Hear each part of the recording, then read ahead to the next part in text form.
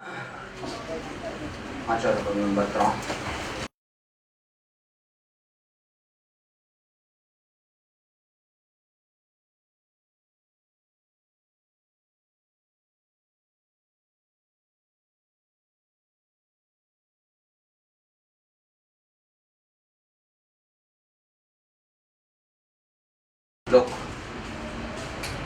બહુ જ સરસ દાખલો છે.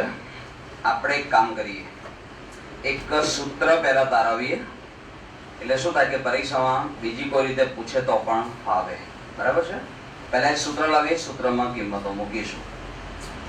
માનો કે આ છે તળાવમાં અથવા સરોવરમાંનું પાણી. બરાબર?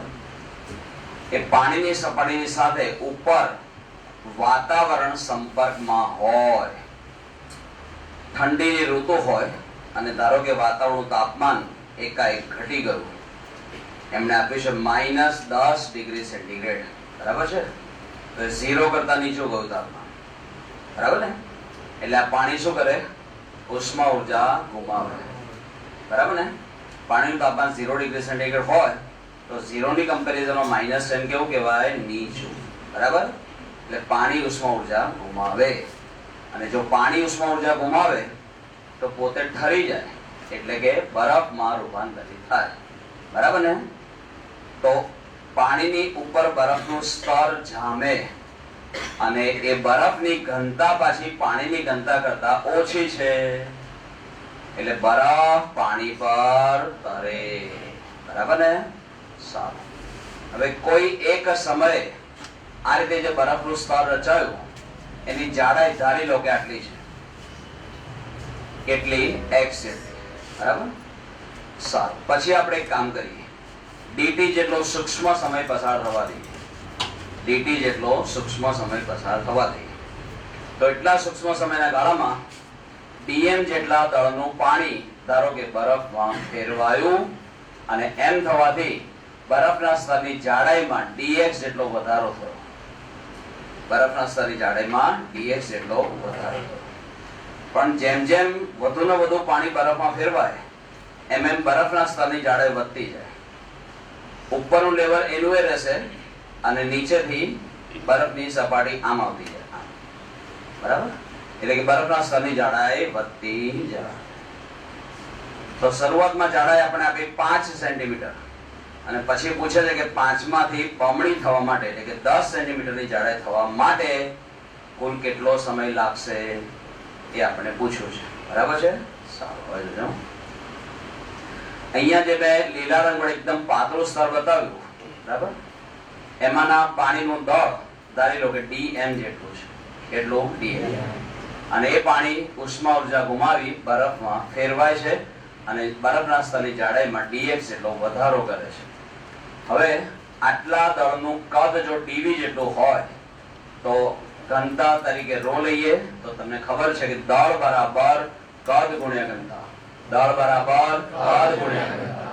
અહીંયા દળ લેજો dm, કદ લેજો dv અને ઘનતા લેજો ρ. પછી આ dv કદ કોનું થાય? આવા નળાકારીય સ્તરનું કદ dv લીધું છે. નળાકારીય સ્તરનું કદ એટલે આડછેદનું ક્ષેત્રફળ ગુણ્યા જાડાઈ. આડછેદનું ક્ષેત્રફળ ગુણ્યા જાડાઈ. આડછેદનું ક્ષેત્રફળ ગુણ્યા આ નળાકારીય સ્તર છે એનું કદ એટલે નળાકારનું કદ.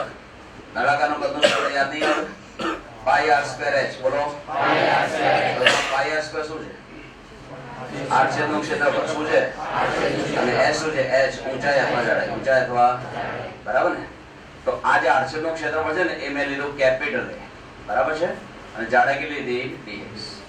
તો આટલા ભાગનું કદ જો dv હોય તો એ કદ થશે આડછેદનું ક્ષેત્રફળ ગુણ્યા જાડાઈ. બરાબર? ρ યથાવત છે. સારું. હવે જોજો, dm જેટલા દળને બરફમાં રૂપાંતરિત કરવા માટે એને ગુમાવવી પડતી ઉષ્મા ઉર્જા જો dq હોય તો તમને ખબર છે કે જ્યારે જ્યારે સ્વરૂપનું રૂપાંતર થાય ત્યારે ઉષ્મા ઉર્જાનું સૂત્ર m × l ડેશ. m × અત્યારે l ડેશ ને શું કહેશો? બરફની ગલનયુક્ત ગરમી. બરફની સારું. m ને બદલે tm તો અહીંયા q ને બદલે dq. બરાબર? चलो डीएम की कीमत लखाओ। डीएम की कीमत ए टीएक्स रो, डीएम की कीमत ए टीएक्स रो इनटू एलएस। पानी एक गुमावेली उष्मा ऊर्जा जो क्यू લઈએ તો ક્યુ નું સૂત્ર યાદ આવવું જોઈએ। સ્થાયી ઉષ્માવસ્થામાં K A T1 - T2 upon L into T બરાબર। ત્રણ જગ્યાએ ફેરફાર કર્યા। Q ને બદલે શું લખ્યું, પછી L ને બદલે શું લખ્યા, કેમ કે આપણે તાપમાનનો તફાવત આ બે સમતલ વચ્ચે લઈએ છે તો એ બે સમતલ વચ્ચેનું અંતર એ અત્યારે બરફના સ્તરની જાડાઈ છે x, તો L ને બદલે x લખ્યા અને સમય આપણે અતિ સૂક્ષ્મ લીધો છે એટલે અહીંયા dq લખવાના છે, અહીંયા dt લખવાના છે બરાબર। સારું, dq ની કિંમત લખાવો a dx રો l ડેશ, a dx રો l ડેશ। ચલો જમણી બાજુ યથાવત છે, a કેન્સલ, a કેન્સલ और dt ને સૂત્રનો કરતા બનાવો તો રો l ડેશ બરાબર। આ x ઉપર જાય એટલે x * dx, x * dx, k * t1 - t2 નીચે આવશે, k * t1 - t2 નીચે। બસ હવે આપણે કુલ સમય શોધવો છે તો આંશિક સમયનું સંકલન લઈએ। સંકલન dt બરાબર રો l dash upon k * t1 - t2 યથાવત, સંકલન x dx, સંકલન x dx ક્યાંથી ક્યાં, પ્રારંભિક જાડાઈથી અંતિમ જાડાઈ સુધી, from x1 to x2, from x1 to x1 એટલે પ્રારંભિક જાડાઈ, x2 એટલે સાત। આંશિક સમયનો સરવાળો શું આપે, કુલ સમય શું આપે, પછી આ પદ એનું જ છે, આ પદ એનું જ બરાબર। અને સંકલન x dx બધાને યાદ રહેવું જોઈએ, x²/2 બોલો, સંકલન x raised to n dx હોય તો x raised to n + 1 upon, એટલે સંકલન x dx હોય તો x raised to 1 તો કહેવાય ને, x raised to 1 + 1 upon 1 + 1 એટલે x²/2। પણ ક્યાંથી ક્યાં, x1 થી x2, આ પદ એનું જ છે, એનું જ। હવે x ને બદલે ઉપલી સીમા લખાવો x2 એટલે x2 નો સ્ક્વેર ભાગ્યા 2 માઈનસ લખ્યા બાદ x ને બદલે x1 લખશો તો x1²/2 બોલો। 1/2 1/2 કોમન લઈ લો એટલે છેદમાં 2 લખી નાખ્યા। આ વ્યાપક સૂત્ર આપી દો। આ વ્યાપક સૂત્ર શેના માટે આવ્યું, બરફના સ્તરની જાડાઈ x1 માંથી વધીને x2 થાય તે માટે લાગતો સમય, તે માટે લાગતો બરાબર છે। ચલો હવે કિંમતો લખાવજો। બરફની ઘનતા 0.92 ગ્રામ પ્રતિ સેન્ટીમીટર ક્યુબ એટલે સીરીયસમાં, પછી બરફ માટે ગલનયુક્ત ગરમી 80 કેલરી પ્રતિ ગ્રામ, બરફની ઉષ્માવકતા 0.004 calorie upon centimetre second degree centigrade, calorie upon second centimetre degree centigrade. પછી આ T1 - T2 ઊંચું તાપમાન 0 ડિગ્રી સેન્ટીગ્રેડ, માઈનસ લખ્યા બાદ નીચું તાપમાન વાતાવરણનું -10 ડિગ્રી સેન્ટીગ્રેડ। પછી x2 એટલે અંતિમ જાડાઈ, પ્રારંભિક જાડાઈ x1 તમને આપી 5 સેન્ટીમીટર અને પછી એમ કીધું કે જાડાઈ બમણી કરવી છે, બોલો જાડાઈ, તો જાડાઈ બમણી કરો 5 કરતા બમણી એટલે 10 સેન્ટીમીટર। આનું સાદુરૂપ આવે છે એક્ઝેક્ટલી 69000 આટલી સેકન્ડ। તમને સમય શોધવાનું કીધું છે, અહીંયા તમે જવાબનો અંત લાવી દો તો ચાલે, પણ કદાચ સમય કલાકમાં માંગે તો સેકન્ડમાંથી કલાકમાં જવા માટે 36 વડે ભાગી નાખવાના, કેટલા વડે, અને 36 વડે ભાગશો તો જવાબ આવશે 19.17 આટલા કલાક, બોલો આટલા બરાબર। પરીક્ષામાં આવો દાખલો પૂછે પણ એમ પૂછે કે 25 સેન્ટીમીટર જાડાઈનું સ્તર રચવા માટે, બરફનું 25 સેન્ટીમીટર જાડાઈનું સ્તર રચવા માટે કેટલો સમય લાગશે। રચવાનું છે ને સ્તર, એનો શું થયું, પહેલા હતું જ નહીં, બોલો પહેલા હતું જ નહીં તો પ્રારંભિક જાડાઈ શૂન્ય, બોલો પ્રારંભિક જાડાઈ, અને સીધી અંતિમ જાડાઈ ડાયરેક્ટ મૂકી દેવાની 25 સેન્ટીમીટર, કેટલા સેન્ટીમીટર, એના માટેનો સમય મળી જાય બરાબર। આવો જોઈએ લખો એક્સ્ટ્રા,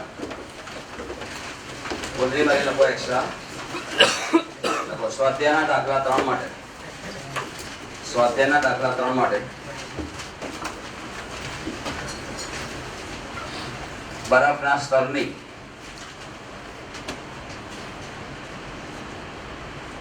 જાડાઈ, બરફના સ્તરની જાડાઈ 25 સેન્ટીમીટર બને, 25 સેન્ટીમીટર બને તે માટે પ્રારંભથી કેટલો સમય લાગશે, પ્રારંભથી શરૂ કરીને કુલ કેટલો સમય લાગશે,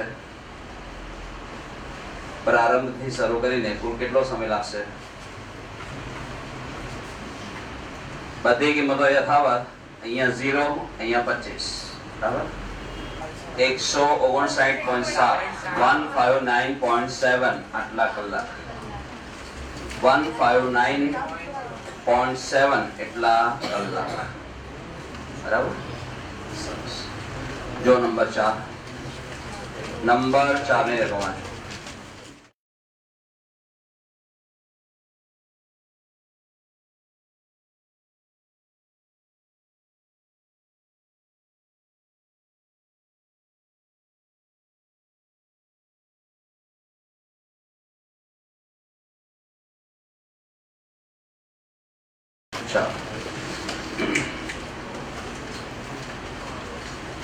एक વાત થિયરીમાં કહેવાની રહી ગઈ હતી.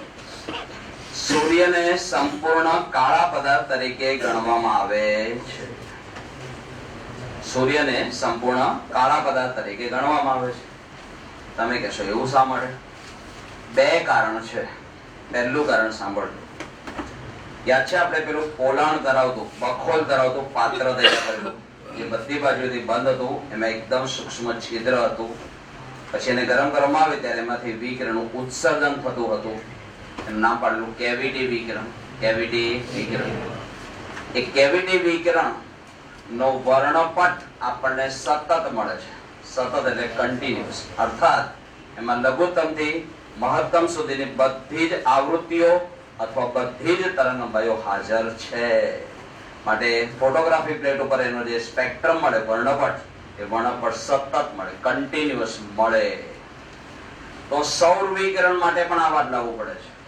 સૌર વિકિરણનો વર્ણપટ પણ સતત મળે છે, કન્ટિન્યુઅસ મળે છે. એમાં પણ લઘુત્તમથી મહત્તમ સુધીની બધી જ આવૃત્તિઓ, બધી જ તરંગલંબાઈઓ હાજર છે. આ પહેલી સામ્યતા. બીજી સામ્યતા શું છે? સૂર્યની સપાટીનું તાપમાન 5800 કેલ્વિન છે, 5800 કેલ્વિન.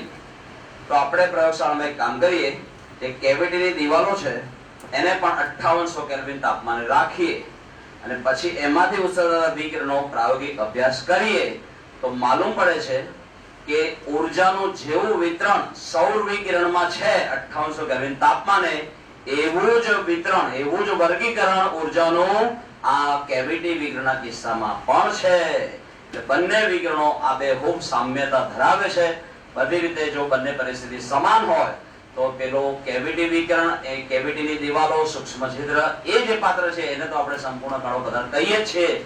તો એવી જ વર્તણૂક જો સૂર્યની પણ હોય તો સૂર્યને પણ આપણે કહેવું જોઈએ સંપૂર્ણ કાળો પદાર્થ.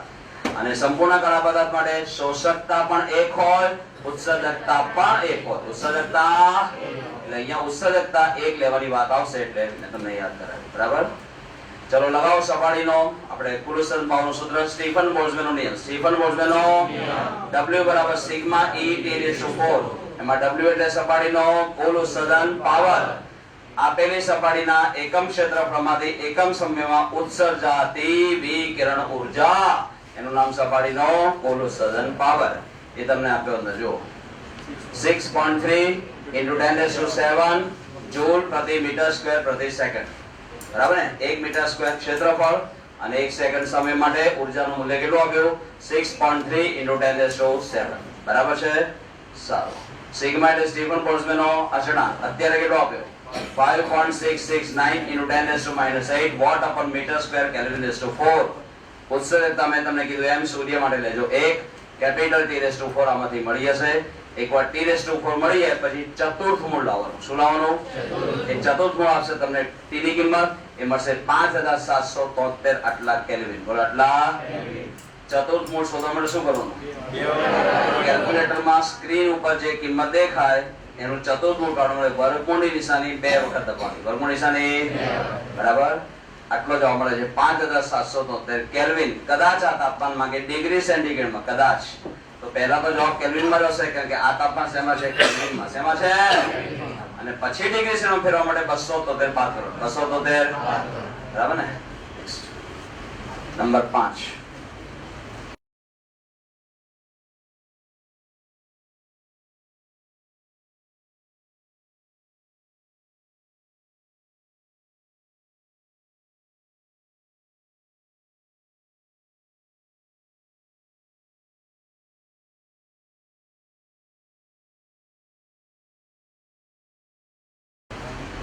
કોઈ પણ પદાર્થ ઉષ્મા વહન, ઉષ્મા નયન અને ઉષ્મા ગમન એ ત્રણેય રીતે જ્યારે ઉષ્મા ઉર્જા ગુમાવતો હોય ત્યારે ઉષ્મા ઉર્જા ગુમાવવાનો ચોખ્ખો સમય દર આટલો હોય છે.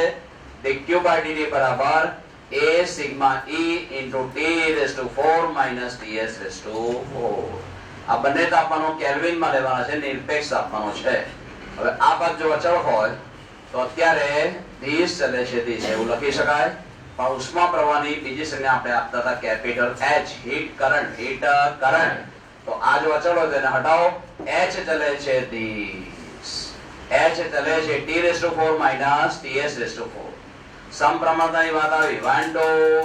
વાંડો લગાવો અહીંયા H1 upon H2. અહીંયા t ને બદલે T1, અહીંયા t ને બદલે છેદમાં T2.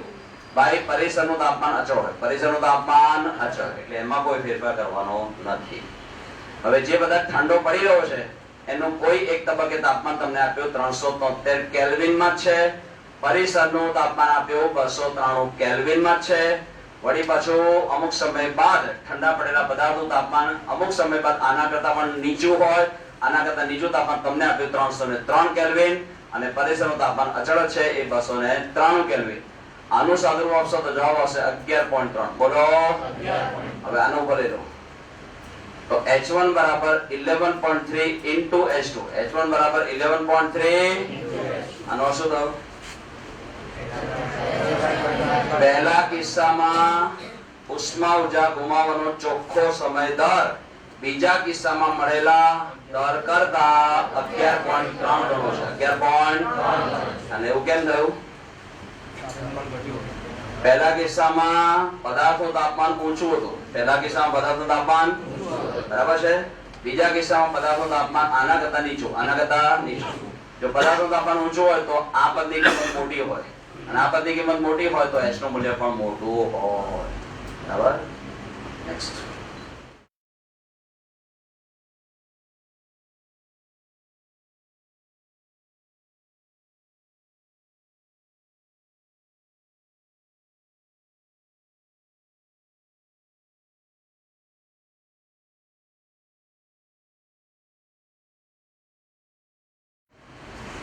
એક ખાસ ગોઠવણ આપેલી છે.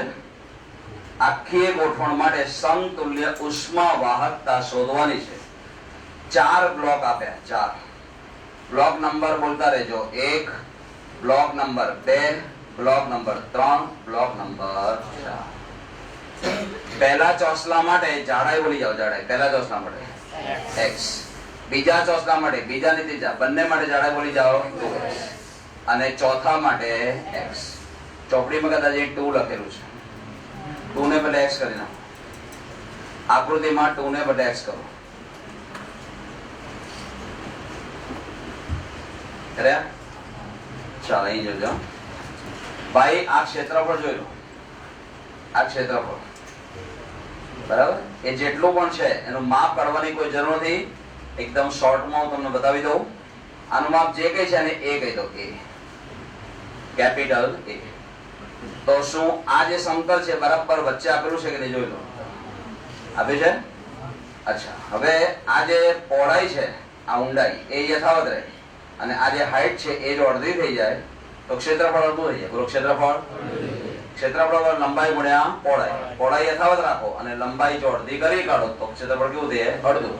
એટલે આ જે ક્ષેત્રફળ છે ને આટલું એ આના કરતા અડધું છે એટલે મેં લખ્યું અહીંયા a/2. કેટલું લખ્યું?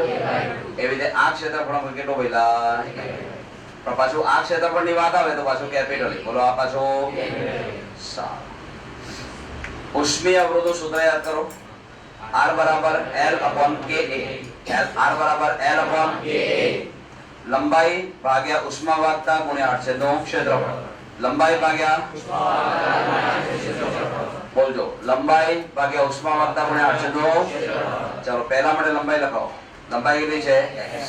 બરાબર. ચારે ચાર બ્લોકના ચારે ચાર ચોસલાઓના દ્રવ્યની જાત જુદી જુદી છે એટલે ઉષ્મા વાહકતા જુદી જુદી. પહેલા ચોસલા માટે r ને બદલે r1, k ને બદલે k1. r છે નું ક્ષેત્રફળ લખાવો જો કેપિટલ. બોલો. સારું. બીજા માટે લખાવો. બીજા ચોસલા માટે લંબાઈ લખાવો. બીજા માટે લંબાઈ લખાવો 2x. બોલો 2x. સારું.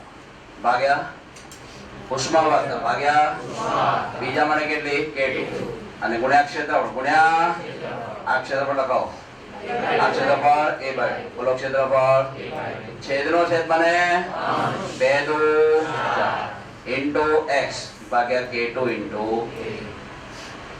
એ જ રીતે ત્રીજા બ્લોક માટે પણ ઉષ્મીય અવરોધ આટલો જ આવે R2 ને બદલે R3 K2 ને બદલે K3 બોલો R2 ને બદલે K2 ને બદલે કારણ કે બીજા અને ત્રીજા બ્લોકના જે પરિમાણ છે ને લંબાઈ પહોળાઈ ઊંચાઈ એ બધું સમાન છે એ બધું ખાલી દ્રવ્યની જાત બદલાઈ જાય એટલે ઉષ્માવાહકતા બદલાઈ જાય K2 ને બદલે K3 બોલો R2 ને બદલે R3 પછી ચોથા માટે લખાવજો R4 બરાબર લંબાઈ લખાવો પહેલા લંબાઈ લખાવો લંબાઈ x બરાબર હવે ઉષ્માવાહકતા લખાવો ચોથાની ઉષ્માવાહકતા K4 R6 નું ક્ષેત્રફળ આટલું છે આટલું એટલે કોના જેટલું આના એટલે કે a જેટલું બરાબર સારું હવે પહેલા ચોસલાને કાઢીને મેં એનો ઉષ્મીય અવરોધ R1 બતાવી દીધો બીજા ચોસલાને હટાવો ઉષ્મીય અવરોધ R2 બતાવી દો ત્રીજાને કાઢી એનો ઉષ્મીય અવરોધ R3 બતાવી દો ચોથાને કાઢી એનો ઉષ્મીય અવરોધ R4 બતાવી દો બરાબર હવે મને કહેશો આ બે બિંદુની વચ્ચે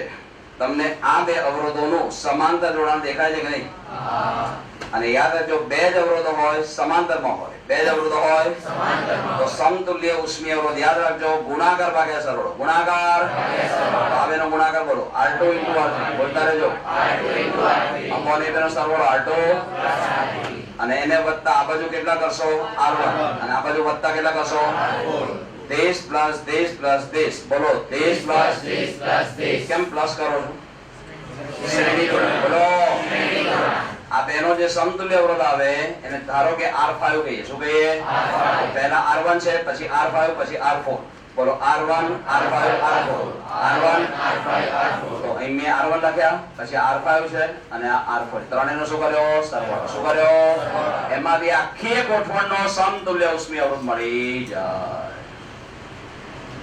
ચલો R1 + R4 લખો R1 + R4 જોજો R1 + R4 ચલો સરળ કરો જો દેશ પ્લસ દેશ આ બેનો સરળ લખો આ બેનો સરળ થાય પણ x upon a કોમન કૌંસમાં 1/k1 + 1/k4 બોલો x upon a કોમન કૌંસમાં 1/k1 + સારું R1 + R4 આવી ગયો હવે ખાલી આ બાકી રહ્યું છે પેલા R2 ની કિંમત બોલજો 4x upon k2 R2 ની કિંમત 4x upon k2 R2 ની કિંમત 4x upon k2 R3 ની કિંમત R3 ની કિંમત છેદમાં R2 + R3 જો R2 + R3 એટલે આ બેનો સરવાળો એટલે કે આ બેનો સરવાળો પણ આ બેનો સરવાળો લઈએ એમાં 4x upon a કોમન કૌંસમાં 1/k2 + 1/k3 બોલો કૌંસમાં 1/k2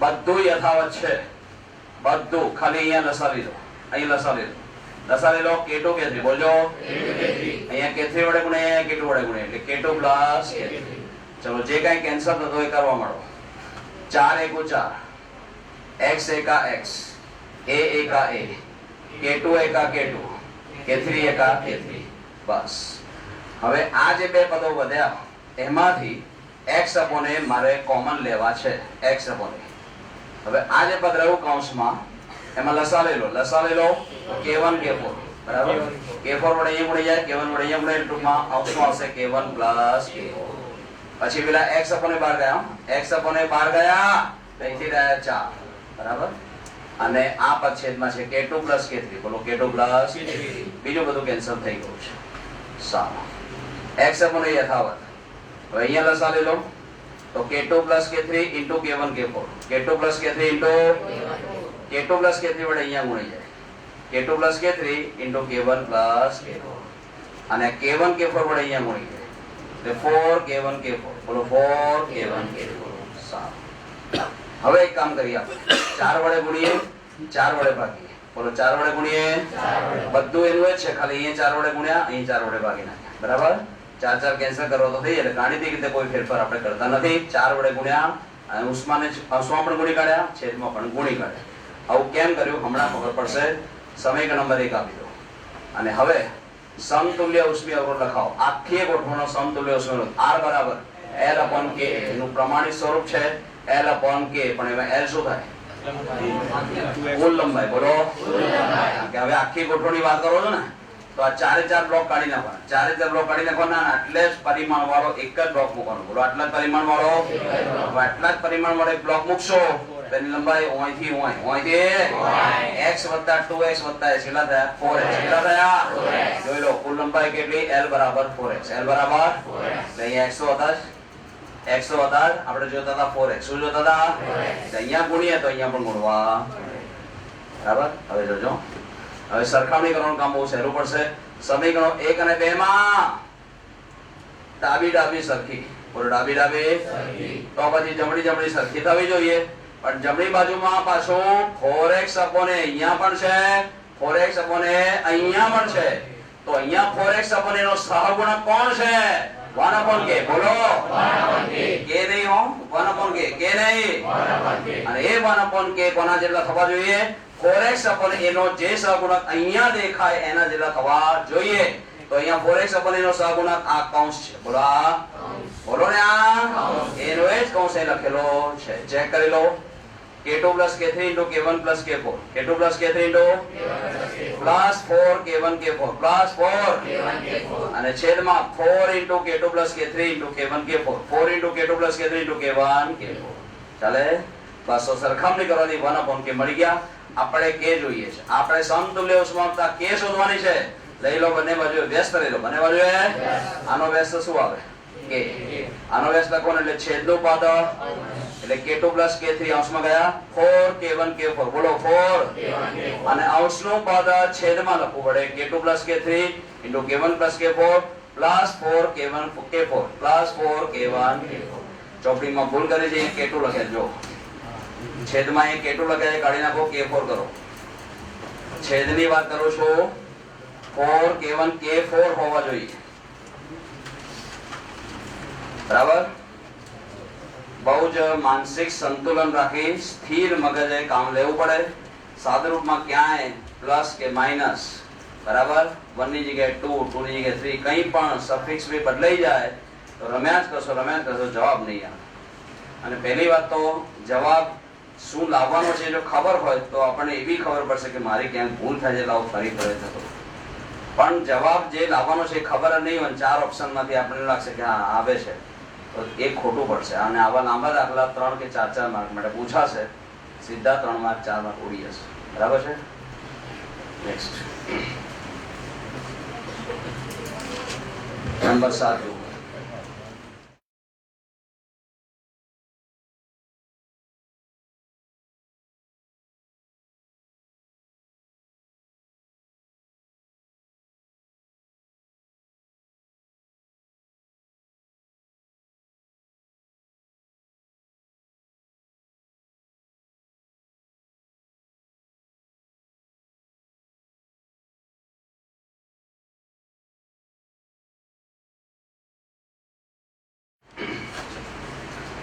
અહીંયા l બરાબર 4x લીધા ને એ પરીક્ષામાં યાદ નહીં આવે એટલે ખાસ યાદ રાખજો તમારે ચારે ચાર બ્લોક ને કાઢી નાખવાના છે ચાર ને બદલે એક જ બ્લોક મૂકવાનો પણ એનું પરિમાણ આટલું આટલું છે બરાબર એના અડચણનું ક્ષેત્રફળ કેપિટલ જેટલું લંબાઈ અહીંથી અહીંયા સુધી એટલે 4x જેટલી હા એના દ્રવ્યની જાત તમે એવી પસંદ કરો જેની સમતુલ્ય ઉષ્માવતા k એવી હોય જેથી કરીને જેટલો ઉષ્મીય અવરોધ આ હોય એટલો જ ઉષ્મીય અવરોધ આ મળી જાય તો એને કહેવાય સમતુલ્ય ઉષ્મા વાહકતા બરાબર નંબર 7 સિમ્પલ છે k બરાબર a plus b into t એવું સૂત્ર આપ્યું આ સ્મોલ કે શું છે ઉષ્મા વાહકતા પણ a અને b શું છે અચળાંકો પણ કેપિટલ t તો તાપમાન છે કેપિટલ t તો આનો શું થયો કે જેમ તાપમાન બદલાશે એમ ઉષ્માવાહકતા બદલાશે બોલો જેમ તાપમાન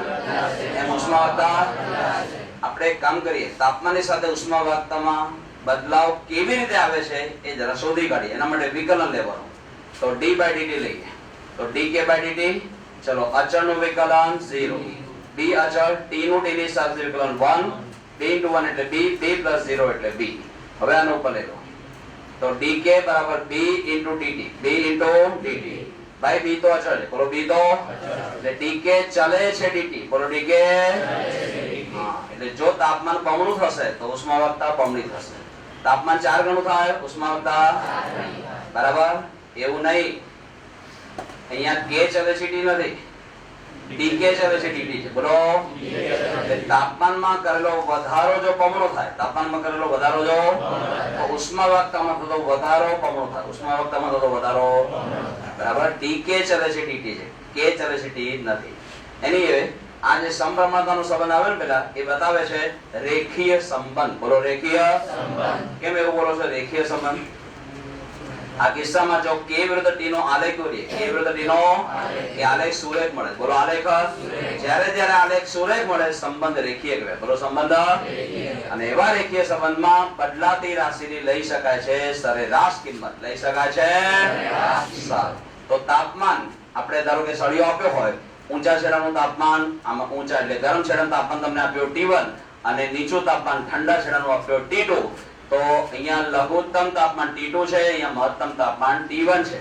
તો તમારે સરેરાશ તાપમાન માટે શું કરવાનું? પ્રારંભિક તાપમાન વત્તા અંતિમ તાપમાન ભાગ્યા 2, પ્રારંભિક તાપમાન વત્તા અંતિમ તાપમાન એમ કરીને સરેરાશ તાપમાન શોધવું પડે. 2 તાપમાનનો સરવાળો ભાગ્યા 2, 2 તાપમાનનો સરવાળો તમને શું આપે? સરેરાશ તાપમાન. હવે ઉષ્મા પ્રવાહ માંગે છે તો એનું સૂત્ર યાદ કરો, H બરાબર K A T1 - T2 /F bus into T લખવાના નથી, H એટલે યાદ છે ને dq/dt, બોલો એમાં T આવી ગયા, બોલો એમાં T સારું. પછી K નું સૂત્ર બોલો, K નું સૂત્ર શું છે? A + BT, A + અને કેપિટલ A યથાવત, T1 - T2 /L યથાવત.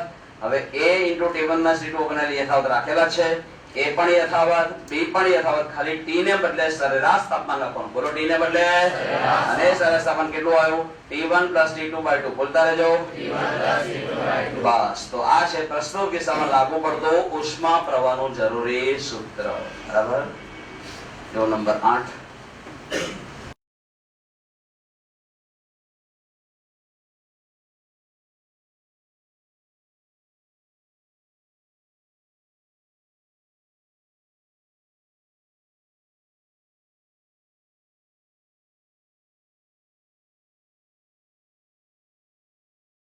સમજવાનું છે દાખલામાં. સૂર્યની સપાટી ધ્યાનમાં લો, આ છે સૂર્યની સપાટી, બરાબર. એને ગોળાકાર પદાર્થ તરીકે લેતા આ થશે એની ત્રિજ્યા, radius of sun RS, S નાના અને નીચે.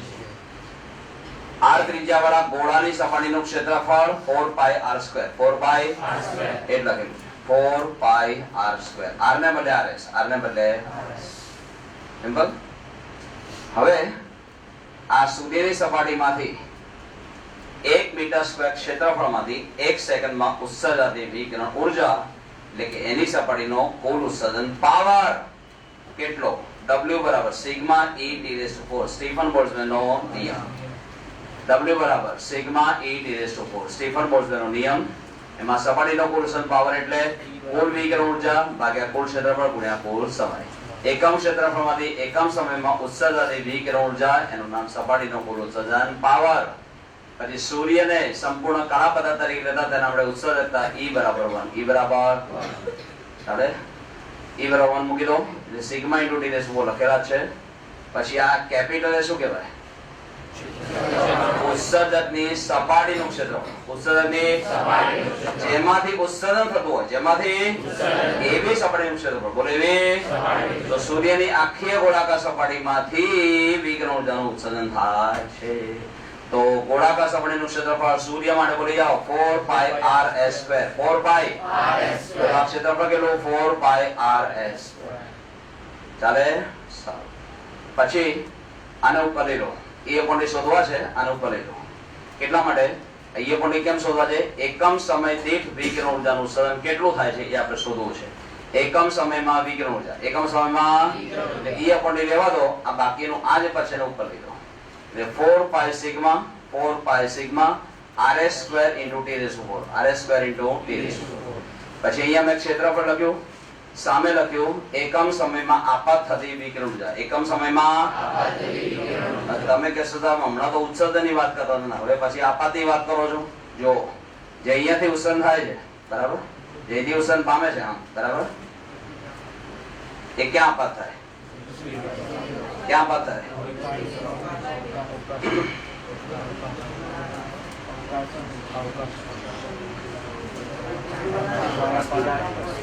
આ પૃથ્વી દેખાય છે કે નહીં?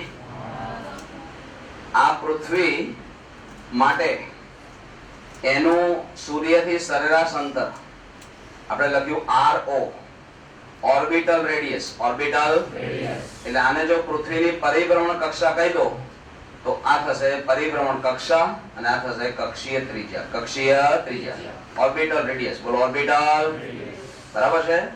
સારું. પણ તમારે અહીંયા ભલે મેં વર્તુળ બતાવ્યું, તમારે વર્તુળાકાર કક્ષા વિચારવાની નથી, તમારે ગોળાકાર પૃષ્ઠ વિચારવું છે. પૃષ્ઠ એટલે સરફેસ, સપાટી વિચારવાની છે. ગોળાકાર સપાટી. બોલો ગોળાકાર. કેમ? આ સૂર્યનો ગોળો હોય, બરાબર, તો શું ખાલી ઊર્જાનું સદન ઉપરની તરફ થાય છે? નીચેની તરફ થવાનું કે નહીં? શું ખાલી ડાબી તરફ થાય છે? જમણી તરફ પણ થવાનું કે નહીં? શું ખાલી આગળ થાય છે? પાછળ પણ થવાનું કે નહીં? ટૂંકમાં બધી દિશા. બોલી જાઓ. બોલો. અને માટે આપણે શું કર્યું? સૂર્યથી શરૂ કરી RO જેટલી ત્રિજ્યા વાળું ગોળાકાર પૃષ્ઠ વિચાર્યું. શું વિચાર્યું? વિચાર્યું. અને એ ગોળાકાર પૃષ્ઠ પર સૂર્યમાંથી ઉત્સર્જિત વિકિરણ ઊર્જા અંદરથી આપાત થાય. બોલો અંદરથી. એટલે વર્તુળાકાર કક્ષા નથી વિચારવાની, ગોળાકાર. ગોળાકાર. અને એનું ક્ષેત્રફળ બોલો. જો ત્રિજ્યા RO હોય, બોલો ત્રિજ્યા એનું ક્ષેત્રફળ બોલો. 4 pi RO square. 4 pi RO square. Orbital radius. Orbital radius. બરાબર છે? જે સૂર્યમાંથી ઉત્સર્જન પામે છે, બોલો સૂર્યમાંથી ઉત્સર્જન પામે છે, એની આસપાસના આવા ગોળાકાર પૃષ્ઠ પર અંદરથી આપાત થાય છે. એમાંનો થોડોક ભાગ પૃથ્વી ઉપર પણ આપાત થાય. બોલો થોડોક ભાગ પૃથ્વી ઉપર પણ આપાત થાય. જો આટલા ક્ષેત્રફળ ઉપર એકમ સમયમાં આટલી વિકિરણ ઊર્જા આપાત થતી હોય, બોલો આટલા ક્ષેત્રફળ પર એકમ સમયમાં આપાત થતી વિકિરણ ઊર્જા આટલી હોય, આટલી. બોલો 4 pi sigma RS square T⁴. આટલા ક્ષેત્રફળ પર આટલી ઊર્જા. હવે આપણે જાણવું છે કે એકમ ક્ષેત્રફળ ઉપર કેટલી આપાત થાય? એકમ ક્ષેત્રફળ ઉપર એક એકમ ક્ષેત્રફળ ઉપર કેટલી ઊર્જા આપાત થશે આપણે શોધવાનું છે. this into this upon this. બોલો this into this upon this. જવાબનો ગુણાકાર 4 pi sigma RS square T⁴ ભાગ્યા 4 pi RO square. 4 pi RO square. અને સાંભળ, આવું જે પદ આવ્યું એ શું બતાવશે? કહો. આ ગુણોત્તર શું આપશે? શું આપશે? પૃથ્વીની એકમ ક્ષેત્રફળ વાળી સપાટી પર એકમ સમયમાં આપાત થતી વિકિરણ ઊર્જા. બોલો પૃથ્વીની એકમ ક્ષેત્રફળ સપાટી પર એકમ સમયમાં આપાત થતી વિકિરણ ઊર્જા. બોલવાનું સૌર વિકિરણ ઊર્જા. બોલો સૌર વિકિરણ. અત્યારે સૂર્યમાંથી ઉત્સર્જેલા વિકિરણની વાત થઈ રહી છે, બરાબર છે? અને એ બધું આપણે ક્યારે વિચારીએ ખબર છે? એકચ્યુઅલી સૂર્યમાંથી ઉત્સર્જેલા વિકિરણો પૃથ્વીની આસપાસના વાતાવરણના સ્તરોમાં પ્રવેશે છે તો એમાં શોષાય. બોલો એમાં શોષાય. પછી જે ઊર્જા બાકી રહે છે એ પૃથ્વીની સપાટી પર આપાત થાય છે. પણ અત્યારે આપણે વાતાવરણને ધ્યાનમાં લેતા નથી. એટલે વાતાવરણની ગેરહાજરીમાં, બોલો વાતાવરણની ગેરહાજરીમાં આવી જે ઊર્જા તમે શોધી એનું નામ આપણે પાડ્યું સોલર અચળાંક. સોલર વ્યાખ્યા બોલો. સોલર અચળાંકની વ્યાખ્યા મારી સાથે બોલો દરેક જણ. વાતાવરણની ગેરહાજરીમાં સૂર્ય અને પૃથ્વી વચ્ચેના સરેરાશ અંતરે પૃથ્વીની એકમ ક્ષેત્રફળ વાળી સપાટી પર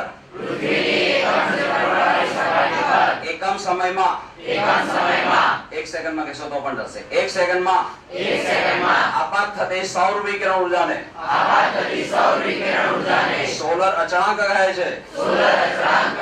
વાતાવરણની ગેરહાજરીમાં સૂર્ય અને પૃથ્વી વચ્ચેના સરેરાશ અંતરે પૃથ્વીની એકમ ક્ષેત્રફળ સપાટી પર એક સેકન્ડમાં આપાત થતી સૌર વિકિરણ ઊર્જાને સોલર અચળાંક કહે છે. સોલર એનું મૂલ્ય તમને આપી છે રકમમાં 1 1340 1340 watt upon metre square watt upon watt એટલે જૂલ અપોન સેકન્ડ વોટ એટલે joule upon metre square into second joule upon એટલે ઊર્જા ભાગ્યા ક્ષેત્રફળ ગુણ્યા સમય ઊર્જા ભાગ્યા એકમ ક્ષેત્રફળ ઉપર એકમ સમયમાં એકમ ક્ષેત્રફળ ઉપર બરાબર છેલ્લી વાર વાતાવરણની ગેરહાજરીમાં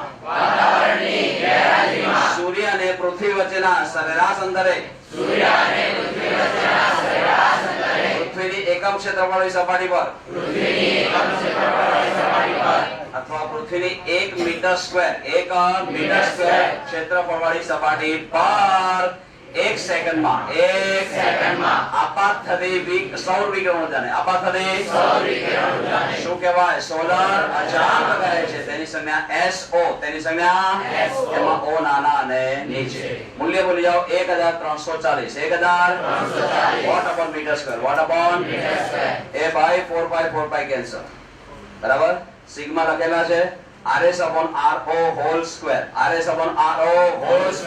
into 10 raised to 4 સિગ્મા ની કિંમત જે જાણો છો લખી નાખો 5.67 into 10 raised to -8 watt upon meter square Kelvin raised to 4 પછી RS એટલે સૂર્યની ત્રિજ્યા રેડિયસ ઓફ સન સૂર્યની ત્રિજ્યા તમને આપી છે પેલા બોલો 7 into 10 raised to 8 આટલા મીટર બોલો આટલા હવે આ જો મીટરમાં લો છો તો આપણને જો મીટરમાં આ છે સૂર્ય અને પૃથ્વી વચ્ચેનું અંતર 1.5 into 10 raised to 11 મીટર બોલો 1.5 into 10 raised to 11 મીટર અને કેપિટલ T raised to 4 યથાવત સાદુરૂપ આપશો એટલે પહેલા T raised to 4 મળશે T raised to 4 મળ્યા પછી ચતુર્થ મૂળ લેવાનું છે એટલે કેપિટલ T મળશે આટલા 5739 આટલા કેલ્વિન બોલો આટલા કેલ્વિન હવે અમુક વખતે છે ને બિનજરૂરી અઘરા શબ્દો ચોપડીમાં જોવા મળે છે વાતાવરણની ગેરહાજરીમાં બરાબર હવે વાતાવરણની ગેરહાજરીમાં એવું લખ્યું હોય તો દરેક વિધાનની સમજ પડી જાય એટલે વાતાવરણ ધ્યાનમાં લેવાનું નથી અંદર શું લખ્યું છે વાતાવરણની અનુપસ્થિતિમાં પણ આપણે વ્યવહારમાં આવું કોઈ વાપરતા હતા ને કોઈ શિક્ષક વિદ્યાર્થીને એવું છે તું ગઈ વખતે અનુપસ્થિત હતો કેમ તો કે હું ઘેરે ઉપસ્થિત હતો આવા શબ્દો આપણે વ્યવહાર બધો વાપરતા નથી જે વ્યવહારમાં વાપરતા એ સરળ ભાષા વાત કરવા મહત્વ શું હોય બરાબર બોલો વાતાવરણની ગેરહાજરી સિમ્પલ હવે આ એક દાખલો લખો કઈ વખત એક દાખલો સાબિત કરવા આપેલો નતો આપેલો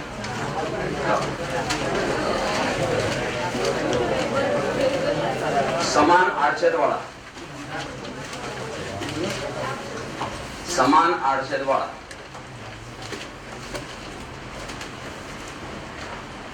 અલ્પવિરામ capital L1 capital L2 dash dash dash capital LN આપણે તો સાબિત થઈ ગયો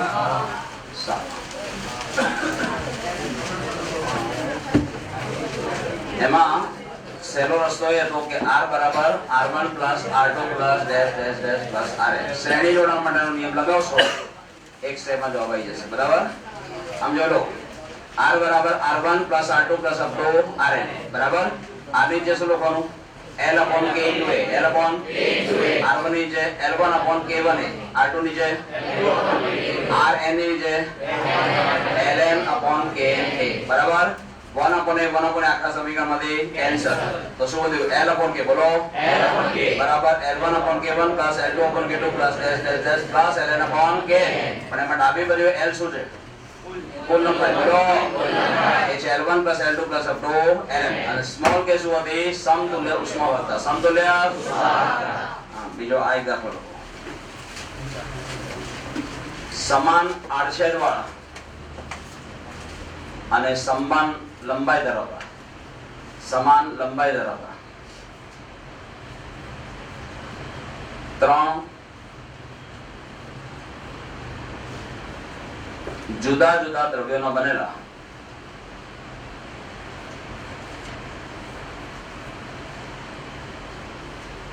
ધાતુના સળિયાઓ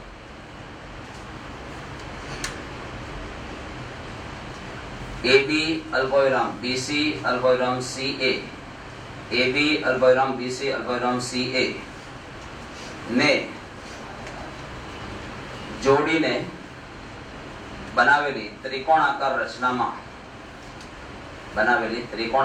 રચનામાં બિંદુઓ A અને C વચ્ચે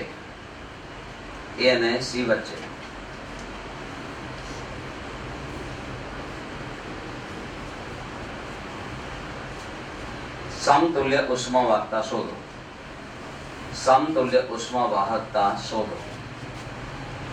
કૌંસમાં લખો. આ સળિયાઓની ઉષ્માવાહકતાઓ અનુક્રમે K1, K2, K3 છે. K1, K2, K3 છે. બોર્ડ ઉપર જે આકૃતિ આપી છે એ ત્રણ આકૃતિ દોરો. બિંદુઓના નામ જે રીતે મેં બતાવ્યું છે એ રીતે બતાવજો, ફેરવતા નહીં. લખો R1 બરાબર L/K1 * A. બોલો L/K1 પછી R2 બરાબર L/K2A. પછી R3 બરાબર L/K3A. રકમમાં શું કીધું? લંબાઈ સમાન જેવું કીધું ને? સમાન આડછેદ વડે એવું કીધું ને પેલા? સારું, હવે જોજો અહીંયા જો આ બે સળિયાઓ જોજે એના ઉષ્મી અવરોધો લઈએ R1 અને R2. R1 અને આના માટે R3. જોજો આમ જાઓ જો આમ બોલો ટૂંકમાં એક પછી એક બોલો એટલે શ્રેણી જોડાણ. એટલે તો આ બે ના શ્રેણી જોડાણનો સમતુલ્ય ઉષ્મી અવરોધ ધારી લો R4. ધારી લો R4 બરાબર R1 પ્લસ R2. R4 બરાબર R1 અને R2 નો સૂત્ર તમે લખી કાઢ્યા એટલે R4 મળી જાય. પછી આ બે ને હટાવવાના, આ બે સળિયાઓને હટાવવાના, એક જ સળિયો વિચારવાનો બરાબર. એનો ઉષ્મી અવરોધ R4 કેટલો? પણ નીચેનાનો કેટલો? R3. બોલો જો R3 R4 બોલો બરાબર. એ ઉપર જે સમાંતર બોલો બે જ હોય સમાંતરમાં હોય, બે જ હોય. અહીંયા શું કરેલું યાદ આવશે કે નહીં? ગુણાકાર ભાગે સરળ બોલ્યા. અને તો શું લખવાનું? RAC. બોલો RAC એટલે A અને C વચ્ચેનો સમતુલ્ય અવરોધ. A અને C વચ્ચેનો સમતુલ્ય ઉષ્મીય અવરોધ એ થશે R3 અને R4 ના સમાંતર જોડાણનો સમતુલ્ય અવરોધ માટે R3 into R4. બોલો R3 into upon R3 plus R4 upon R3 plus. અચ્છા, એક મિનિટ. હવે આ સૂત્ર મળીએ ને જમણી બાજુએ, પછી તમારે RAC ને બદલે શું લખવાનું ખબર છે? RAC ને બદલે આવું લખવાનું L/Ka. બોલો L/Ka. કેમ અહીંયા તો 4x લખતા હતા, આખી લંબાઈ લખતા હતા, અને અહીંયા કેમ L લખવાની? આ AC સળિયાની લંબાઈ જો AC સળિયાની લંબાઈ L જેટલી છે પેલા માટે અહીંયા L લખવા પડી. સમજો? આ કે શું કહેવાય? સમતુલ્ય ઉષ્માવાહકતા અને આરસીયુ ક્ષેત્રફળ ત્રણેય સળિયા માટે સરખું છે બરાબર. પરિમાણીને રાખવાના છે. ચલો લાવો જોઈએ એટલે આ સૂત્ર લાવી દો. પછી RAC ની જગ્યાએ લખી નાખજો ને એમાંથી K શોધવાના છે. છેલ્લે મને K નો જવાબ જોઈએ, સ્મોલ K શોધવાના છે K1, K2, K3 ના પદમાં.